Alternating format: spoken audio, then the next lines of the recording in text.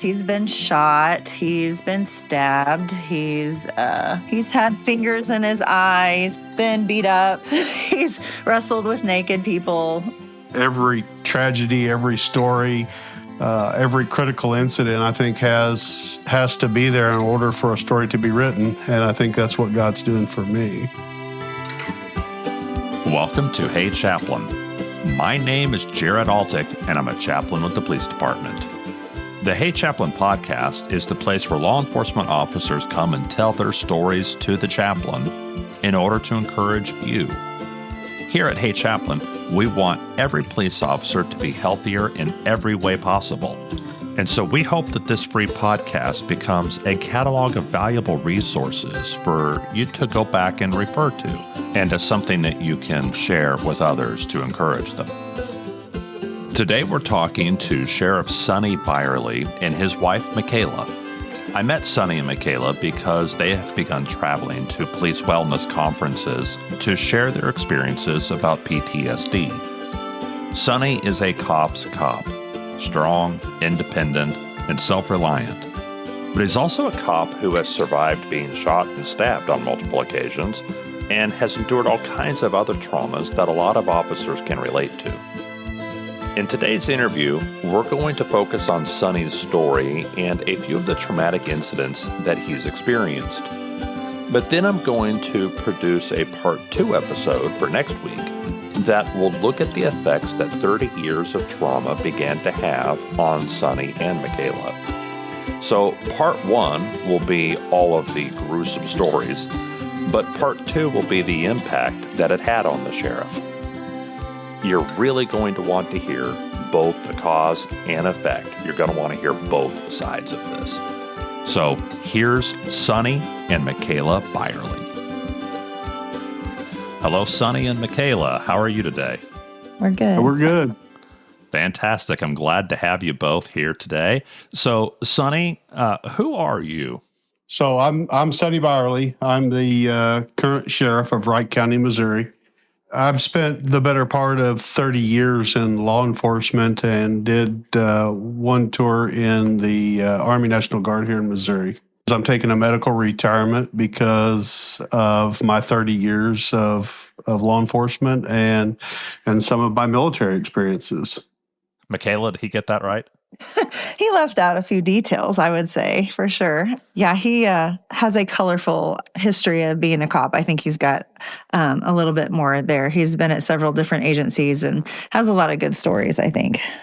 So 30 years in law enforcement is a good long career for that field. Tell me what some of your experiences were like. I mean, some people might look up Wright County, Missouri on a map and say, oh, these people are just living in the woods out there, you know. It's funny you should say that. We kind of do. You know, I know some of your listeners are from probably places like Kansas City and St. Louis and probably across the country and cities like that. They have probably more people in one community than we have in our entire county. I mean, we're sitting around 18,000 people in our entire county. So we kind of are living in the backwoods. We're a small retirement / farming community. And people think crime doesn't happen here, but as well as the city, it just doesn't happen as often, probably because of the population. But we do have serious crime here, just the same as some of your big cities do. Mikaela, would you describe his law enforcement experience as safe? Oh, no. I've been called on multiple occasions that, he was got taken to the ER for something. And I've heard some stories. I've learned a lot from him by going to these PTSD classes that we do. Stories I've never heard before. So I learned just by listening on here a lot, actually. Are you able to give a rundown of his various injuries? Oh, goodness. He's had fingers in his eyes. He's been shot. He's been stabbed. He's been beat up. He's wrestled with naked people. What is it called when you run another vehicle off the road? The pit maneuver. hit maneuver. That was not too long ago. He was known as Superman when he was younger. At least that's how he described himself. He would come home and I felt like I had to bring him back to reality. His head was a little big, but And see, I disagree. I feel like that's not true at all. it is true for sure.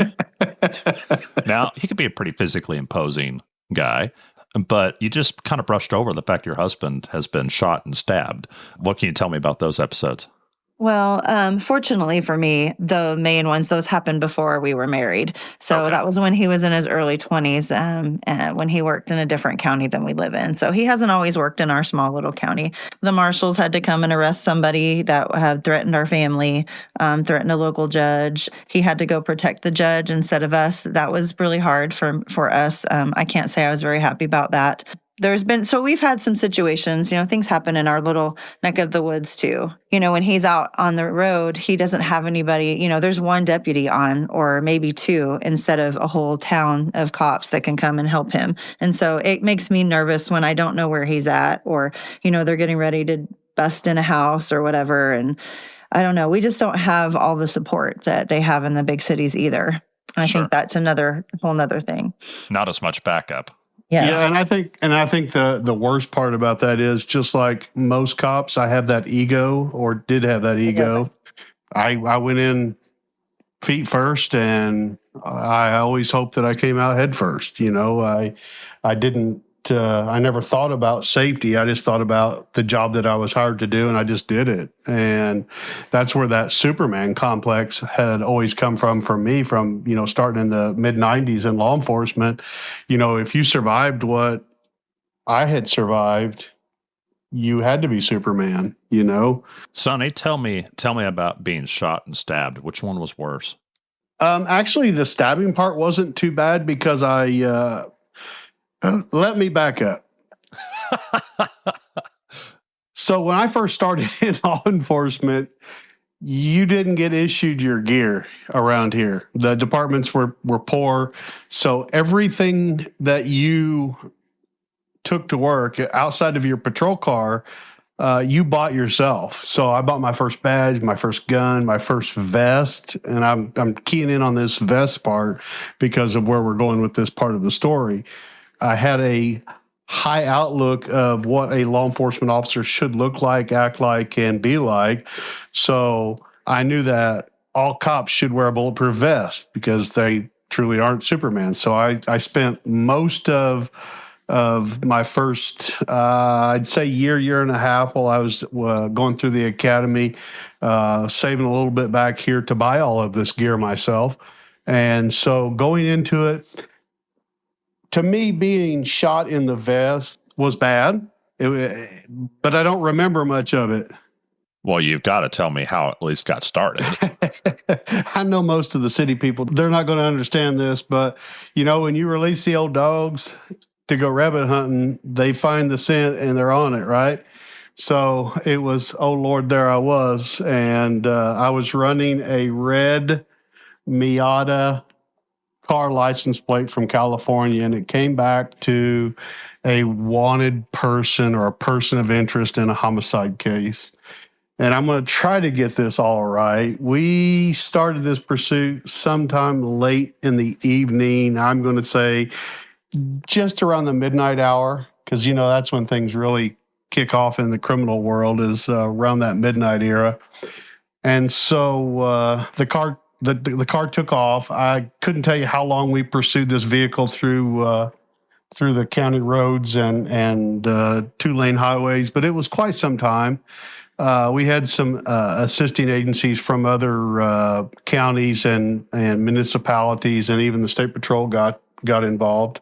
We're just in rural Missouri, kind of in the heart of the Ozarks, just where peace and serenity is supposed to be found. And here we are in a police pursuit. The joy of it is I knew our county that I worked in. And so when they turned down a certain road, I kind of had that aha moment. You just turned down a road that doesn't have an exit. Well, for all fairness to him, he had a gun the same as I did. And best I can remember is the first impact. I'm like, what just happened?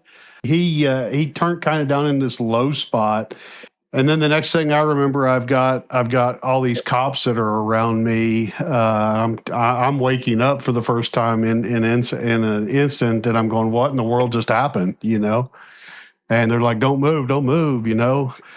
Walking backwards through that crime scene, I noticed that my car was a little torn up, but it wasn't bad. The first bullet, it ricocheted kind of off the hood and the dash and went into my vest, or the second, I can't remember.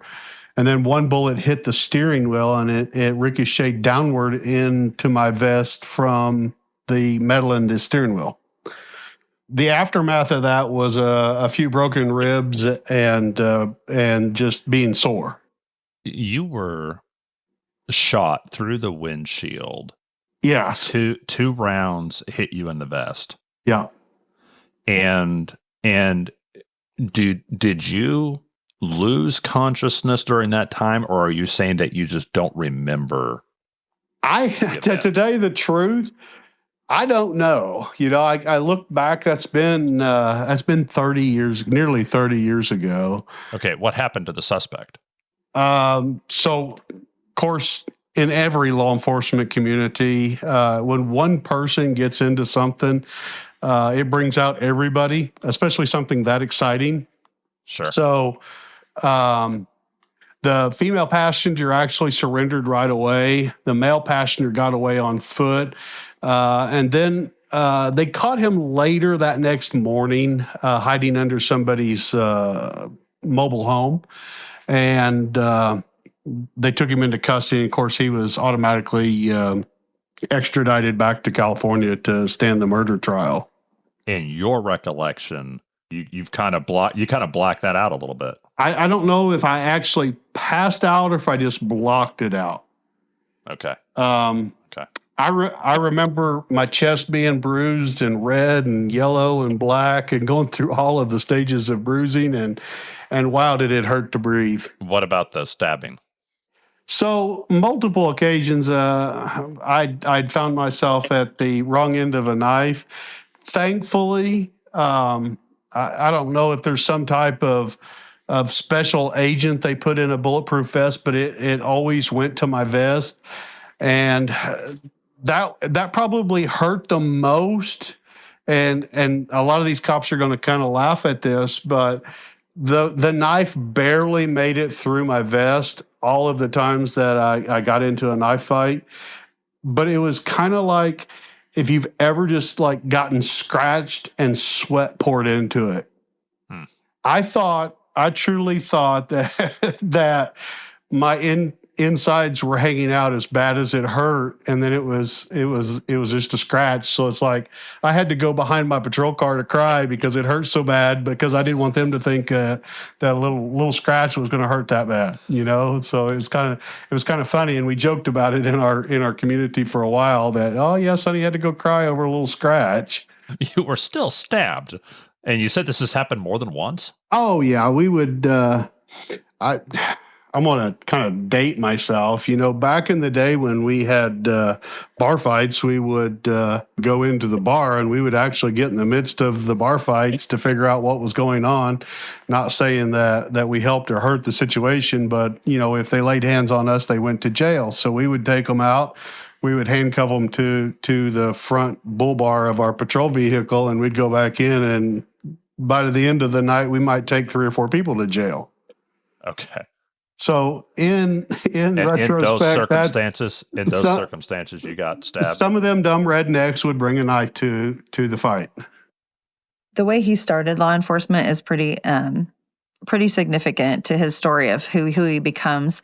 How a sheriff really kind of took him under his wing, and then he had a significant incident where he had to shoot someone. And I think those two stories probably are very impactful of who he's become. I grew up having people in my family in law enforcement. Grew up very, very poor, and when I say poor, I was in my early 20s, and I was working for a retail store down near Branson, living out of my car. Couldn't afford to pay rent, gas, back and forth to work.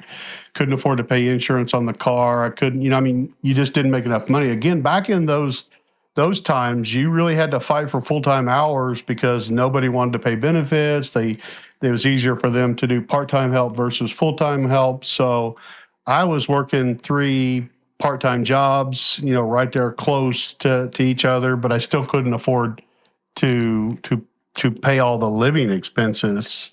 So one night I was laying there reading a book, and I noticed there was a car circling, and a deputy come over to me, and he rapped on my window, and he said, "Hey, are you living out of your car?" And I said, "Yes, sir, I am." I said, "Is that a crime?" And he said, "Believe it or not, the sheriff's wanting to talk to you." And I'm like, "Oh, okay. So am I in trouble?" He goes, "Yeah, I don't know. I just got told the kid that lives in the parking lot needs to come talk to the sheriff." And I said, "Well, what time do I need to be over there?" And he told me, he said, "Hey, the sheriff gets in about 8:00, and in the mornings." He said, just come over and tell him you're here, and he'll have a conversation with you." So I know a lot of your listeners probably aren't going to understand what I'm about to say, but I went and I went to the payphone, and I called my mom, and my mom's reaction was, "What did you do?" And I'm like, "Oh, I didn't do anything. I was peacefully reading a book, waiting to go to sleep, and this is what happened." So anyways, I go over the next morning, and this sheriff, golly, he had to have been like 70 feet tall and made out of iron, because he was very intimidating. And he sat me and he looked at me and he goes, "You living in the Walmart parking lot?" And I said, "Yes, sir, I am." And he says, "Well, you're not going to anymore." He says, "I'm going to give you a job with full-time hours and benefits, and we're gonna get you a place to live." So he kind of rescued me from the street and gave me a job and gave me a new purpose in life. Helped me get into the academy. It really, I think that was the turning point of where my life was going. I was living on the street and with no direction, and now he's given me purpose and direction. Did you have a desire to work in law enforcement before that? I thought it was cool, but it wasn't something that I'd really thought about. I mean, I again, I didn't have any direction, and I didn't have that internal pull to, hey, I'm just going to go be a cop. I didn't have that like a lot of cops do. There's going to be a lot of cops your age who are going to be hurt that a sheriff pulls you off the street or literally out of the Walmart parking lot to go into law enforcement. When they wanted to get into law enforcement, there was a line of 300 guys lined up around the block to test to get in. Yeah, so I mean, that doesn't seem fair. It doesn't. To me, I don't understand why he chose me. I've never really been able to wrap my head around, why did God put this person in my life in order for me to be where I am today? Because if you fast forward 30 years, now I'm in his role. I just don't. I really don't know why a reserve didn't take the job that I got, or he didn't have the opportunities that I got. Maybe he saw something in me that not even I saw. I don't know. Okay. So let's fast forward just a little bit to one of the early traumatic experiences that you had. Can you tell me that story? Yeah. So again, I'm kind of like the hound waiting to smell the odor of a rabbit, or if you're a bird hunter, the smell of a bird. So we're out looking for crime. And at that time I was a training officer. And so it's kind of neat. We had a reserve program, and I had just released one of the recruits to be in his own car. He had graduated the FTO program, which was about 2 weeks in a patrol car and don't do nothing stupid. And I had a new recruit with me. I was fortunate enough to drive because he had only been with me a couple days. And the dispatcher, in a very distraught voice, said, "We have a man with a knife on P Highway." So we start going to the portion of the county where P Highway is, and she says, scratch that, we're going to redirect you to PP Highway. And I said, well, dispatch, do you know whether you have to P or go PP? And she said, well, unfortunately, you're going to long P Highway. And I said, now you don't know if you need a short P, a long P, or you have to go PP. And she said, suspects in the yard, expedite your response. And so, in other words, stop making jokes. Stop making jokes. This isn't this isn't your run of the mill call. For people who don't live in Missouri, I did for 6 years. Yes, there are roads that are named for letters and double letters of the alphabet. And so, yes, that's not an uncommon thing in Missouri. Yes, we were just fortunate enough to have, some of those colorful ones in the county where we were working at the time.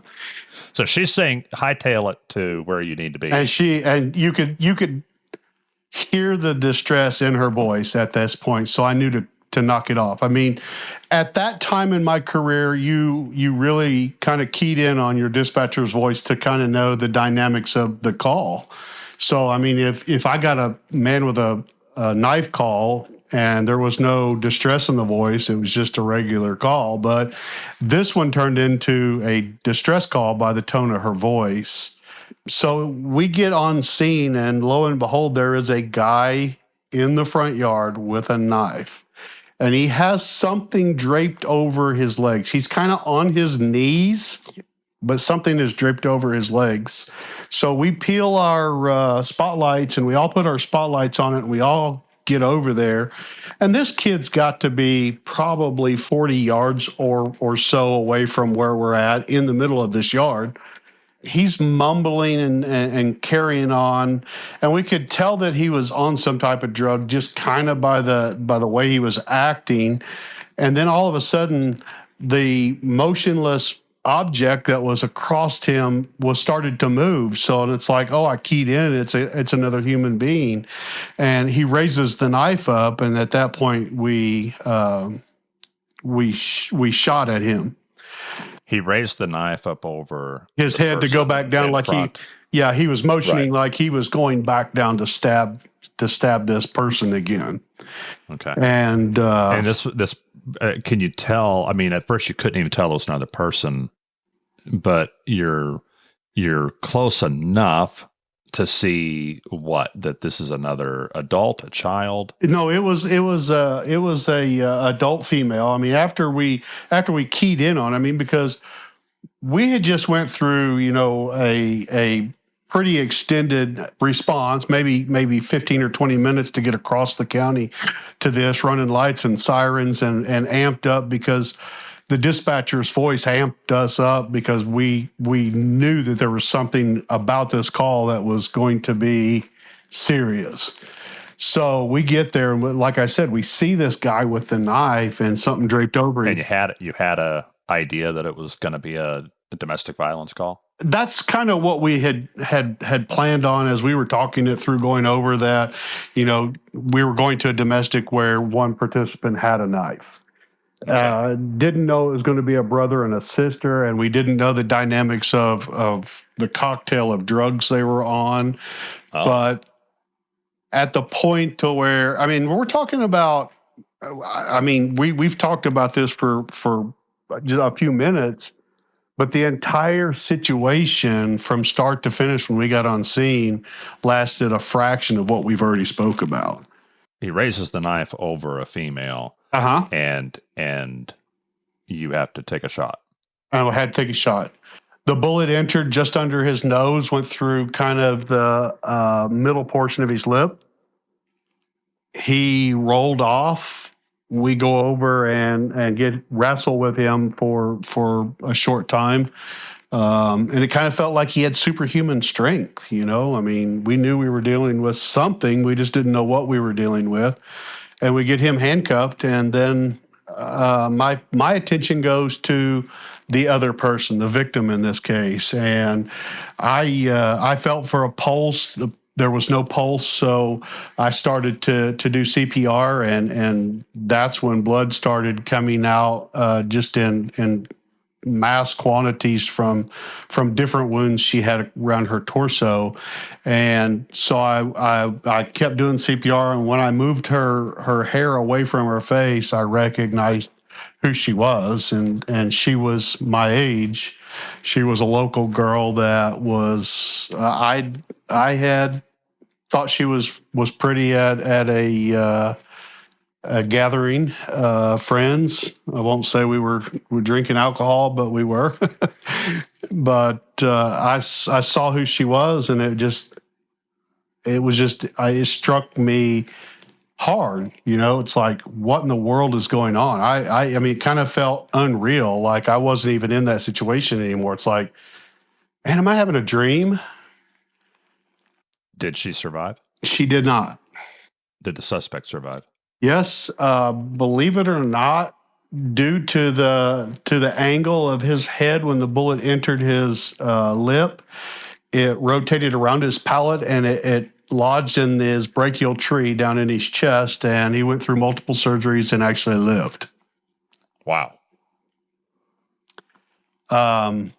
The sheriff and a lot of important people from the highway patrol show up on scene, take all three of our guns, takes our badge, puts us in a patrol car, and we sit there what seemed like an eternity. I didn't know the dynamics of protecting someone's life was going to end up with me being in the back of a patrol car, and so we went back to the patrol. A cop buddy of mine gave me a ride home, had all the classic signs of post-traumatic stress. I was exhausted. I laid in bed for probably 12 hours, unable to move, almost paralyzed, if you will. The way it affected him afterwards, he had someone take him home, and he was literally frozen in bed. He described in the past how a fly had landed on his nose, and he didn't even have the energy to swat the fly off of his face. And then the next day I was exhausted. I went on months just exhausted, just not being able to get it by. But how long did the shooting investigation take? They had the shooting investigation done within a matter of a few days, from start to finish. They had their answer. The sheriff had called, or when we had to come back that next morning, the sheriff already told me that it was a good shoot and we had nothing to worry about. But you do worry about it. So how did that make you feel? You feel kind of like you're the criminal after a shooting. Yeah. And I know a lot of cops will relate to that if they've been involved in an officer-involved shooting. Yeah. It's like, now you're the bad guy and you're the focus of the attention. And did you do everything you're supposed to do? And, a million thoughts go through your head. How long did it affect you? See, that was in 1999. So, I mean, how many years has that been? 26 years? Yeah. So, I mean, it still affects me a little bit today. Mikaela, Sonny's difficulties aren't just from his career in law enforcement, are they? He decided he needed to join the National Guard at 36 years old or something. 35, yeah.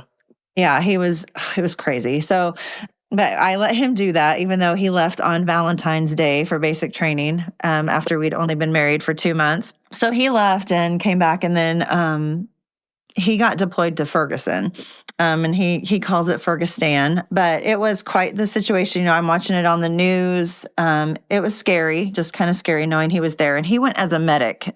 He wasn't a cop in the military. I was terrified the whole time. But when he came back, I still had no idea that he was a part of anything. I knew he was there, but it was always, I'm fine. Everything was good. I was, it didn't pertain to me. So I didn't know anything had happened. So when I think of a third world country, I think of just violence. I mean, when I say third world country, there's some type of violence there. And I didn't realize that type of violence happened, here. I knew, from being from small town USA and having friends that were on big city police departments, that bad stuff happened. I just didn't realize what the dynamics of civil unrest looked like. And this is only 2 hours from home, right? Yeah, I mean, we're just a few hours from our back door. And so, and I've been to St. Louis, by this time, multiple times. Mikaela and I enjoyed some outings to St. Louis and enjoyed the city. I mean, there's lots of stuff to see and do around St. Louis. I'd never even heard of Ferguson when we got our activation orders and the news broadcasts. And so I'm thinking, well, we're just going to go up there and be medical support. We're going to set up some type of triage hospital or something along that line. So fast forward, my first shift was before the verdict was actually read, and they put us in a parking lot in North St. Louis. And I'm like, why are we even sitting here? There's nobody around us. We're the only vehicle. We're in a fiberglass military ambulance. If you've ever been around the military, you know what I'm talking about. They're just a shell with aluminum runners to where you put your gurney and stuff like that. And we're in North St. Louis, and it doesn't look like it's a very nice part of the world. So we're sitting there, and from the time we got there until the time that we got back to base, which is, 12, 14 hours, you hear nonstop gunshots. And it's like, this is close. I mean, when you can feel the crack in a firearm, it's close. And when that car passes by and you see muzzle flash, it's close. As a medic, when you're deployed to Afghanistan or any place other than the United States, they issue you a weapon. If you are activated inside the United States, a medic is not allowed to have a firearm. So here we are. I've got a 19 or 20-year-old kid with me. We have no way to protect ourselves. We're in an empty parking lot in North St. Louis. And then I got to thinking, how long would it take somebody to actually get to us if something bad happened? Because, there was hot spots during the riots around Ferguson to where they would have mass numbers of rioters and protesters. We weren't in that area. We were in a rough part of St. Louis. But as I understand it, they moved you around to different places. You were in locations in St. Louis that were really bad neighborhoods that didn't have a lot of people, but then you got moved over to where there were lots of protests happening. The only thing that changed, Jared, was instead of being alone, now we have hundreds, if not thousands of people protesting right out in front of us. Well, I'm sitting there watching people throw whatever they can find to throw: bricks, rocks, limbs, bottles, you name it. If they could throw it, they were throwing it at all these police officers and National Guardsmen. And I'm seeing people getting hit in the head and the sides of the face. The ballistic shields are battered. It was unbelievable. These people are angry. These people are furious. They have a purpose, and to me, the purpose was to kill or destroy. And then there was an instant I was walking out of the firehouse, and I see this flaming object coming towards me, and I'm like, "What in?" Before I could even get it out of my mouth, a Molotov cocktail blows up on the apron of the firehouse, and I'm like, "What is going on?" You don't understand what violence is until you can witness it firsthand and feel it, because you could truly feel the violence of those protesters. Why would any person want to treat another person so poorly, so violently? And I still today can't wrap my mind around how people can be that violent. I understand we'll all have differences of opinions and things happen that should or shouldn't happen, or we don't like the outcome of something.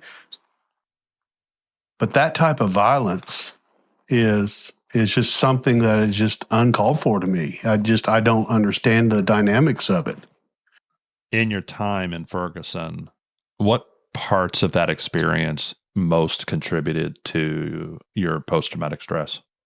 I would say just being in the close proximity of so much violence, just witnessing people getting hurt firsthand, just being in a state of hypervigilance nonstop. It was just a matter of being in that violent situation for so long. I mean, what 12 hours felt like to me was 12 years. It seemed like the clock hands never moved because it was just nonstop there for a while. And he talked about not sleeping. You try to sleep and you can't sleep. He was always in hypervigilance. You were helpless because he wasn't a cop. So I think that made a big difference for him too. And then just the hatred. man, sheer hatred. Yeah. Yeah. All right, this is a good place to pause the interview. So this will be part 1, but part 2 transitions into a very open and honest conversation with Sonny and Mikaela about how post-traumatic stress became a disorder in Sonny's life, how that affected them as a married couple, what signs began to emerge over time, and what led to his medical retirement. Here's a preview of part 2 on the next episode of Hey Chaplain.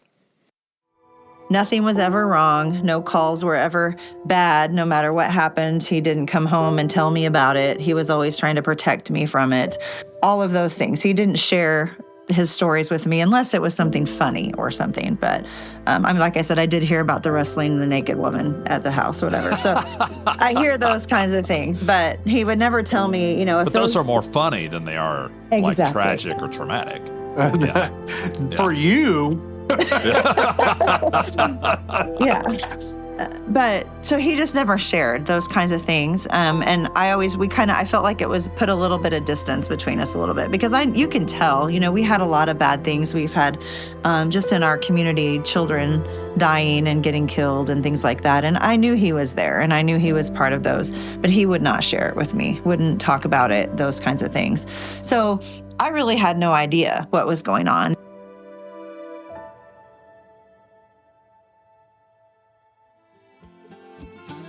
Hey Chaplain is a free resource for everyone because of those supporters who are quietly helping behind the scenes.